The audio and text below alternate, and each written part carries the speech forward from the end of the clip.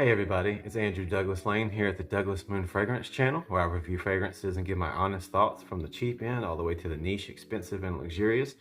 We're doing another one of those bad boys today that's definitely very high up there on the price, very much so. And that's going to be, as you can already see in the title, Oud For Greatness by Initio.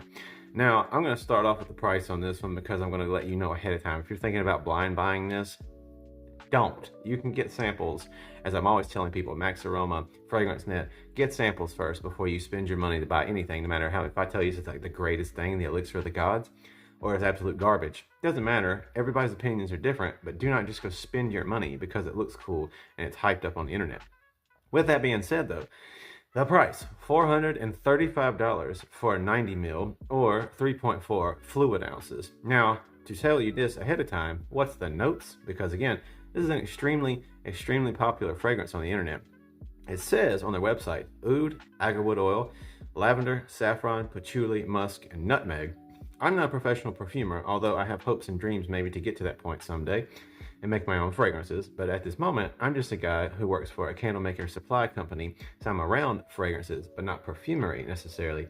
So when I see things that say oud, agarwood oil and stuff, we have oud fragrances where I work, but I'm not around raw materials. I've never smelled raw oud.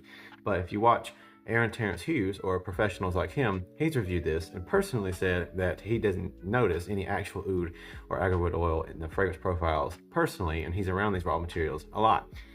I can't say for sure, but I have worn a lot of oud-centric oils and oud-centric fragrance type things, and I can say that already at the top, it's not one of those like stinky, cheesy, oudy type of fragrances like certain things are.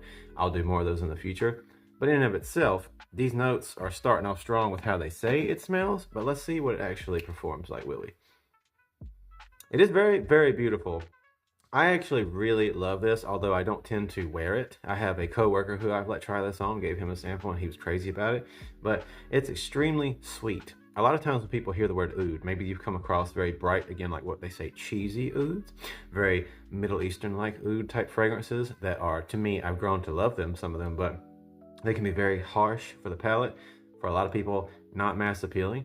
But Oud For Greatness, Oud For Greatness by, I just threw myself away there. I'm about to review Side Effect by Initio. But anyways, Oud For Greatness by Initio definitely overall has an extremely sweet, delicious type of more fragrance profile to it. Just straight out of the atomizer, you can smell it, but when you shoot it, it's got a very nice dispersive mist. I'm not sure if you could actually see that in the camera, but it has a very nice dispersive mist, and I can go ahead and say ahead of time, this is a brand new bottle.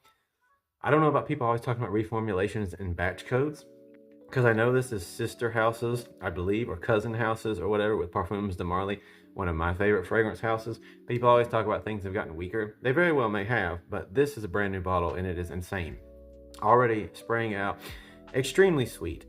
I'm getting that saffron, that patchouli, musk, and nutmeg. I love that. It is a gorgeous, gorgeous fragrance. But I must say, for what it is, performance-wise, longevity, you get a lot out of this.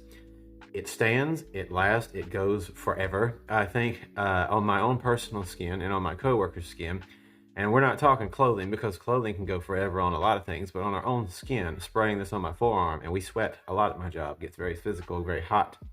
This bad boy went on roughly about 9 hours. I work a 10-hour shift. This went on for like a decent amount of like, at least this far off general projection, and staying with you longevity for like a good solid 9 hours just on me, and that's pretty good for what it's worth. But longevity wise, in and of itself, as a skin scent, this went on for me for about 12 hours, just on my wrist, on my neck. I had my wife check, but it wasn't like extremely powerful, although it did stay super linear.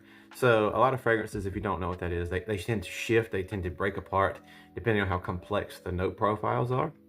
Oud For Greatness definitely stays very similar to what you get when you first blast it on, but that's not a bad thing because it's super sweet, super beautiful, but not oudy. If you're looking for like a real oudy type of thing, this is more like if you're trying to get into something that's kind of oudy and you're a little bit scared to really go all into the pool, so you're dipping your little toes in the kiddie side, and you're like, ooh, that's pretty nice. Well, that's exactly what you're going to get out of this. The packaging, super cool. I love the designs. I love, obviously, Douglas Moon.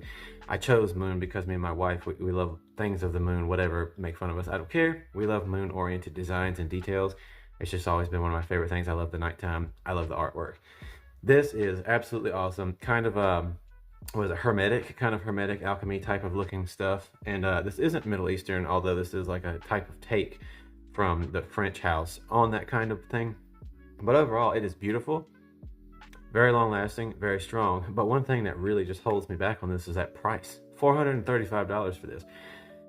There's so much more you could get. You can get basically any Xerjoff for like a little bit less than that, for like a slightly bit bigger more of a bottle, but even longer, maybe projection longevity from my personal taste, and more unique fragrance profiles overall. This smells like an extremely nice but attempt at like a designer fragrance. No offense to anybody out there who just like wants to come shoot me in the toes now for saying such a thing, or like slap me across the face for saying such a thing, but personally, this smells like a niche house trying to be designer, but still coming off and marketing itself as something different. It smells very nice, very pretty, extremely long lasting. Like I said, you're going to get that out of it. Very long lasting, very loud, very powerful, lots of sillage and projection. But in and of itself, I couldn't recommend somebody spending, again, that much money for what this is if there are potentially alternatives that are a little bit cheaper and maybe just work for you a little bit better. But I'm not going to recommend any of those right now because that's up to you. But again, I do love this. It's nice. It's wonderful for what it is, but I don't necessarily even know myself the overall quality of the raw materials that are in this that would push it to cost so much other than the hype behind it. So I just can't boost something being $435 for the size that you get out of this. But the fragrance in and of itself is very nice. Again, very strong, very long lasting. It's just not the most, to me, unique thing that I've personally come across.